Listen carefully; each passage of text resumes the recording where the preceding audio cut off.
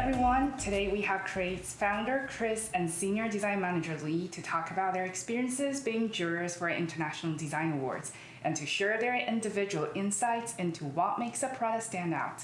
Hi, Kris. Hi, Lee. Good morning. Good morning. Now let's start with Lee. People talk about user-centric design a lot nowadays. How important is it for you as jurors? So design is supposed to solve the pain point of the target user. And if your design can combine the technological innovation and also the usability innovation, you will definitely have a bigger chance to win.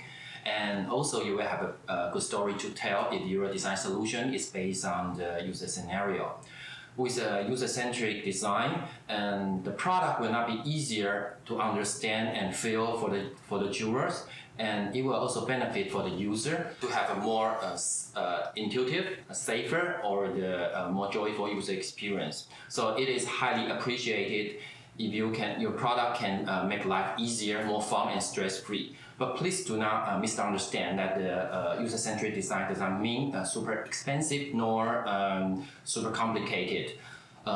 Simple but smart ideas stand an equal or even better chance of winning. Okay, now Kris, could you tell us how innovative a product should be to win the hearts of the jurors? And does good branding also help?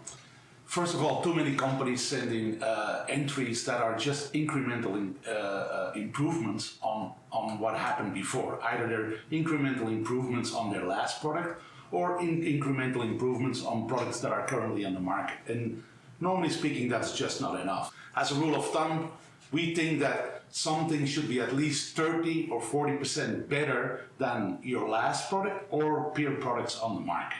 So too many entries again, they over-focus on the technical specs only, but they fail to point out clearly what is the usability innovation, what are other innovations that have happened with the product. And this is important for judges to prove that you are helping or you are improving society more than before. Does branding help? Well, judges tend to be impressed that if you can have a solution that fits into a bigger brand portfolio. So if you can add value to that portfolio, definitely that will help the judges in their decision making. When you enter a product, be careful if you want to enter it as a brand ecosystem or as an individual product. The reason why I point that out is that if you send a brand ecosystem, and even if 95% of that brand system is correct, but one component is not, the judges have to fail the whole system. In that case, we tell our clients, send them in as individual entries, but tell that they are part of a brand system. Now let's switch back to Lee. Are there other metrics that influence the juror's decision, for example, functionality or aesthetics? Okay, so for the functionality, it should follow the before-mentioned path of the user-centric design. It should be addressed the user need clearly. The more function does not mean the better products. Sometimes, on the contrary, it kind of dilutes the intended strategy. We call the Swiss knife effect. So that's important. The first, be clear about your target group and why they appreciate your design. And also be kind of confidence of your main attribute. Don't oversell the little details because you will just fail to deliver the main messages.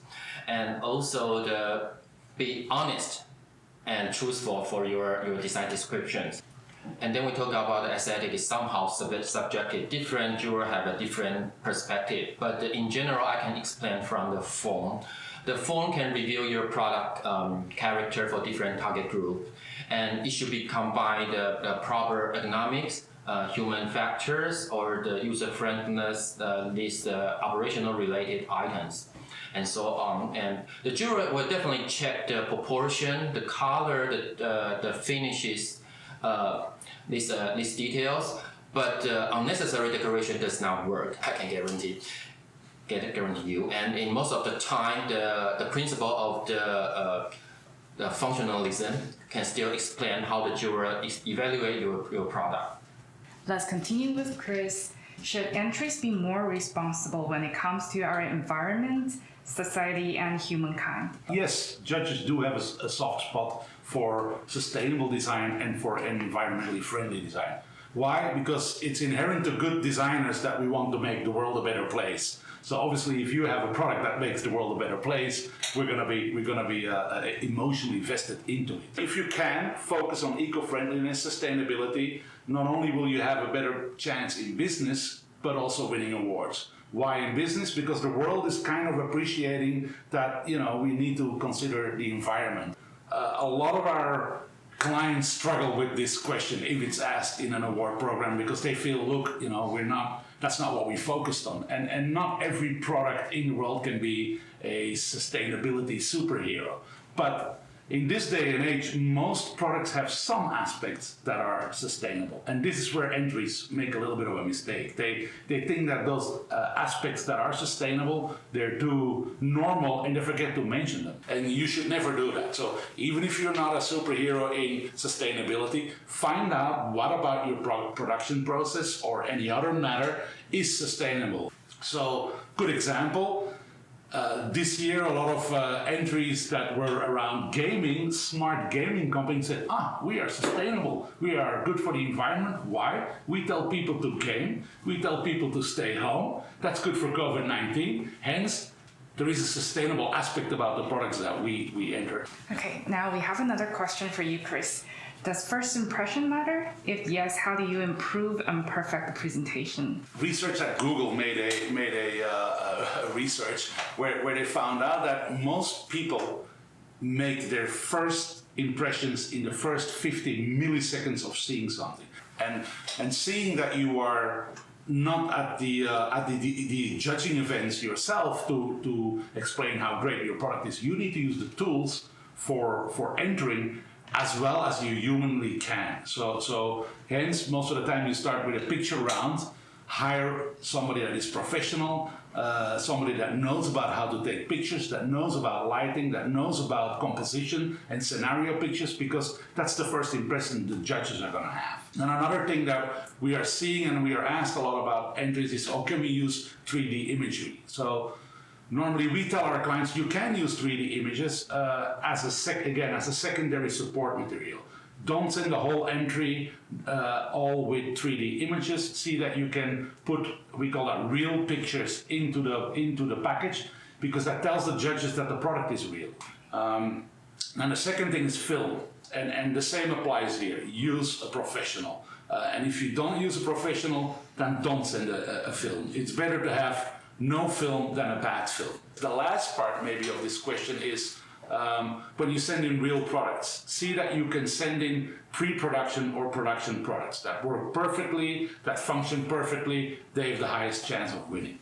The second level is functional prototypes.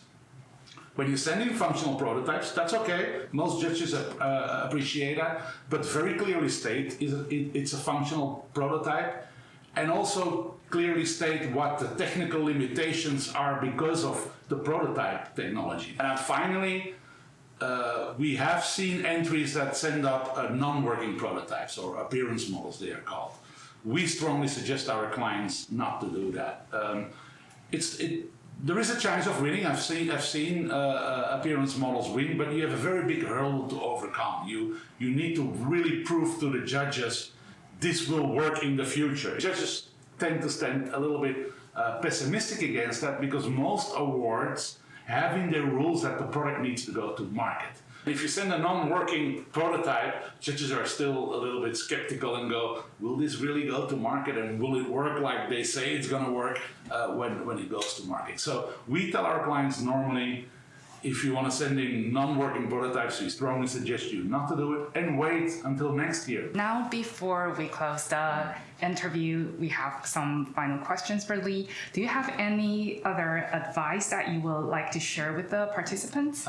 Sure, I have some more technical details that I can share for your reference.